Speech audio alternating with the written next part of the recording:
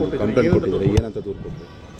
Complaint ಏನಂತಂದರೆ November 28ನೇ ತಾರೀಕು ಗೋವಾದಲ್ಲಿ ಇಂಟರ್ನ್ಯಾಷನಲ್ ಫಿಲ್ಮ್ ಫೆಸ್ಟಿವಲ್ ನಡೆಯುತ್ತೆ. ಅಲ್ಲಿ ಬಾಲಿವುಡ್ ನಟರಾದ ರಣವೀರ್ ಸಿಂಗ್ ಅವರು ನಮ್ಮ ಕರ್ನಾಟಕದಲ್ಲಿ ಇರುವಂಥ ಉಳ್ಳಾಲ್ತಿ ತಾಯಿನ ಬಗ್ಗೆ ಅವರು ಫಿಮೇಲ್ ಗೋಸ್ಟ್ ಅಂತ ಹೇಳ್ತಾರೆ. ಆಗ ರಿಷಬ್ ಶೆಟ್ಟಿರವರು ಅವ್ರನ್ನ ಕೇಳ್ಕೊತಾರೆ, ಪ್ಲೀಸ್ ಡೋಂಟ್ ಸೇ ದ್ಯಾಟ್ ಅಂತ ಹೇಳ್ತಾರೆ. ಆದರೂ ಅವರು ಸ್ಟೇಜ್ ಮೇಲೆ ಹೋಗಿ ಆ ಫಿಮೇಲ್ ಗೋಸ್ಟ್ ಅಂತ ಹೇಳಿ ಇದು ಬಂದು Bharatiya Nyaya Sanhita section 299 and section 302 section 354 ಅಲ್ಲಿ ಅಫೆನ್ಸ್. ಇದು ಏನಂತಂದರೆ hurting the religious sentiment of the people by uttering words or gesture.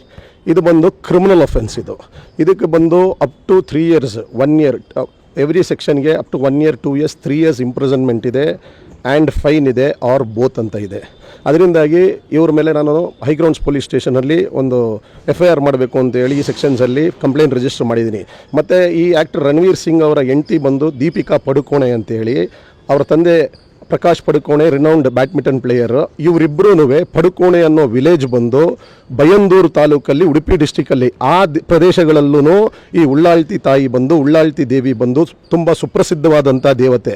So ಅದರಿಂದಾಗಿ ಈ ಆ್ಯಕ್ಟ್ರ್ ಅಟ್ಲೀಸ್ಟು ಆ ಮಿನಿಮಮ್ ಕಾಮನ್ ಸೆನ್ಸ್ ಬೇಕಿತ್ತು ಇವನಿಗೆ. ಅಟ್ಲೀಸ್ಟು ಯಾಕೆಂದರೆ ಸಬ್ ಟೈಟಲ್ಸ್ ಇರುತ್ತೆ, ಅದು ಹೆಣ್ಣು ದೇವನ ಇಲ್ಲ ಹೆಣ್ಣು ದೇವರ ಅಂತ ಒಬ್ಬ ದೊಡ್ಡ ನಟನಾಗಿ ಅವನಿಗೆ ಪರಿಜ್ಞಾನ ಬೇಕಾಗಿತ್ತು. ಸೊ ಅದೇ ಆಗಿಲ್ಲ. ಅದರಿಂದಾಗಿ ನಾವು ಇವ್ರ ಮೇಲೊಂದು ಕಂಪ್ಲೇಂಟ್ ಇವ್ರ ಮೇಲೆ FIR ಮಾಡಬೇಕು ಅಂತೇಳಿ ಕಂಪ್ಲೇಂಟ್ ಲಾಂಚ್ ಮಾಡಿದ್ದೀವಿ. ಮತ್ತು ಇವರು ಸೋಷಿಯಲ್ ಮೀಡಿಯಾದಲ್ಲಿ ಈ ಥರ ಮಾತಾಡಿ ಅಪಾಲಜಿ ಕೇಳಿದ್ದಾರೆ. ಲ್ಯಾಟಿನ್ ಭಾಷೆಯಲ್ಲಿ ಒಂದು ಕಾನೂನು ಸೂತ್ರ ಇದೆ, ಇಗ್ನೋರೆನ್ಷಿಯಾ ಫೇಸಿತ್ ನಾನ್ ಎಕ್ಸ್ಕ್ಯೂಸಾತ್.